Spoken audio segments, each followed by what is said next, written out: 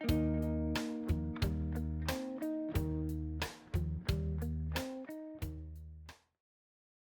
this episode, we're going to cover your Shopify inventory and how best to get just the right amount in stock at all times. Inventory is not just a product, it's actually cash in the form of product. If you have too much of it, it's going to tie up your cash and it's going to tie up your working capital, and you're not going to be able to use some of that cash for other things such as marketing. Unsold products are just going to limit your cash flow because, again, it's tied up in those products. If you have too little of certain products, then you're not going to be able to sell them. Obviously, the add to cart won't be there. And so that's a lost opportunity as well. Your inventory is going to likely be your biggest asset on your balance sheet or among the top probably three. So it's really worth studying it and getting to the bottom of how best to optimize the amount of stock that you're carrying across all of your different unique products. Too much inventory creates a lot of cash pressure. Your cash is getting trapped in some of your slow moving products. You're probably going to start to encounter some form of storage and handling costs as well. Even if you're running your business from your home, there is some opportunity cost that's going into you taking up space on slow moving products as opposed to using that space for faster moving products that allow you to churn profit more quickly. And then as you scale up, you'll maybe be renting a facility someday, possibly outsourcing to a 3PL, and they're all going to be charging you for the square footage and the storage. So no matter what size you're at or what size you become, there is a cost associated with too much inventory that's just lingering for too long. The other factor is that if you have inventory that's been lingering around far too long and it's tying up your cash, you might need to discount it to get it off the shelf. But now you're taking margins that you hopefully you didn't hope for initially. So that's also a problem to try to avoid. If you have too little inventory, that creates missed revenue opportunities. A stock out just stops sales dead in their tracks. If a customer lands on the website and they see something that they love but they can't buy it, they probably will venture to one of your competitors' websites and buy it from them, and maybe buy it from them from that point forward and never come back again. Another factor is you might be paying for advertising, even if you're not, and it's just free via search engine, organic search engine. It's still a wasted effort, especially if you're paying for it. It's wasted ad spend if you're driving traffic to a product that is not orderable. And over time, your search visibility might really suffer, especially on the organic side of search. Google may determine that there's a particular product that's been out of stock for a long time, or maybe it's been out of stock several times, and they might demote you in their algorithm as a result of that. It's just not a great customer experience to send traffic to a page that has a product that you just can't order. So these are really critical issues, and it's a critical opportunity loss to not have enough of certain products. Well, the key to all this is a good solid inventory model, like an inventory forecasting model. What the basic components of it are to have some form of established picture, like a row in a spreadsheet for every month.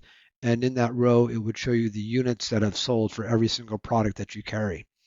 You'd want to use that to sort of establish your velocity. You might look at the last 3 months, last 6 months, year to date, and say to yourself, I think that we're going to, on average, sell X number per month. And then you could extrapolate that forward and say, well, if we're going to sell 10 a month, 3 months worth would be 30 units of these. So based on that, you could begin to sort of look into the future and make decisions like, well, it's time now to buy more of these, or within about a month, it's when we'll do our next purchase order to that particular vendor. Essentially trying to forecast how long stock will last and how much you have on the shelf currently, and then the difference is how much you'll need. You also want to factor in your supplier lead time. You might have some suppliers that take about a week to deliver to you. There could be others that take 3 months. So obviously that would be a serious consideration when you model out your forecast. Also consider seasonality or promotions that you have in mind or that have worked successfully in the past. You want to factor that all into your assessment.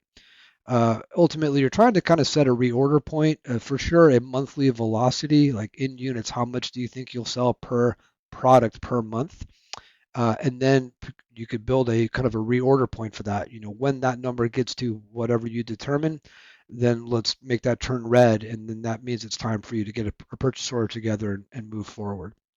Another point that I'll make here is try not to form emotional relationships with your inventory. I know that I've been guilty of this. Your inventory it doesn't care how much you like it. You might see, I mean, I know in my case, I had certain families of products and there's a few that sold really well, like maybe a particular color of something. And I believe that I needed to carry all of the colors because maybe somebody wants white and they don't really care about navy blue or green. Well, it didn't work. Some of those colors just didn't sell no matter what, even though they had an equal amount of advertising and exposure on our website. But there's just no reason to keep that because people just didn't want it. So be aware of that. Kind of challenge yourself and say, why am I keeping a product that is just lingering and we're only moving one or two a month, if that, therefore tying up cash. Be willing to really be more aggressive with cutting products, just discontinuing them and getting them off the shelf, possibly discounting them and just turning that back into cash, even if your margin is less, even if there is no profit margin, but you're just getting back your cost of those goods. That's a win if it's a product that just doesn't have a future and there's no sign that you'll ever be able to make a meaningful, sustainable amount of profit from that. Another idea to move lingering inventory could be to bundle it with some stronger products. Maybe there's a couple of products that are related that are doing reasonably well. Maybe you could put a bundle together where you fold in one of these items you're trying to clear out, and that might be a reason for people to buy these bundles or more of the bundles. Meanwhile, you're getting those things off the shelf and turning them into cash. But really be aware of all of your products and try not to think, outside of the box in terms of, well, strategically we need this. The market will tell you what you need, and if they don't want to buy it, then it's time to move on to the next opportunity. Some other things to consider tracking, and a great one is your overall inventory value. That's just all the products times how much quantity you have of each, times what you spent to acquire them, cost of goods sold per unit. It's good to have that number in mind. That's the number that should be living in your balance sheet. Of course, the balance sheet is only a snapshot once a month of where that number stands. You could build this pretty easily in real time just based on Shopify exports of what is it worth overall and what is it worth by product. It's good to also know how many units you have in stock on hand. I mean, that's going to feed right into your inventory forecasting model, but really good to be aware of that. It's good to be on top of that and watch that, especially if your order volume is starting to scale and it's possible that somebody can come in and buy a lot of units of something and it's not immediately obvious to you because there's so many orders happening that you just don't, visually see all of your orders on any given day. Another great metric is days of inventory.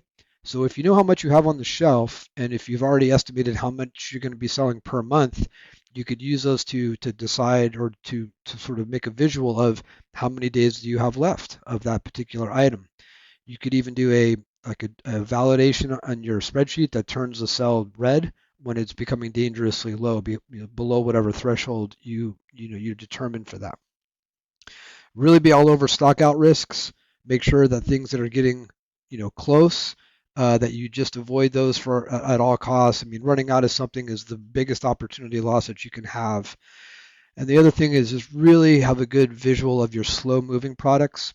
I mean, you really want to know your fast moving products, your best sellers. I call them toilet paper items. You never want to run out of them.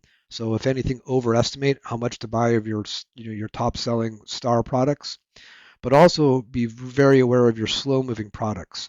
And as long as they've had a fair shot, as long as they've been on the website a fair amount of time, they've had an equal or meaningful enough amount of advertising behind them, then get draconian and just discount those prices, bundle them, do whatever it takes to turn that inventory back into cash. So to summarize everything here, look at your top selling products, make sure you know what those are. It's usually just the top maybe 10, 20% of your entire portfolio are top sellers. Make sure you never run out of those. Check your current inventory value overall and by your products. Flag any slow moving SKUs and get pretty aggressive to turn those into cash. Set some reorder points, establish what your monthly run rate is for all of your products and set some reorder points that would trigger another buy. And then consider aggressively discounting or bundling any products that you are going to either discontinue or try to lower the amount of inventory that you're holding for those. Your inventory should support your sales, not act as a cash trap. So just keep that in mind as you kind of analyze everything. Well, I hope that was useful. Thank you so much for watching.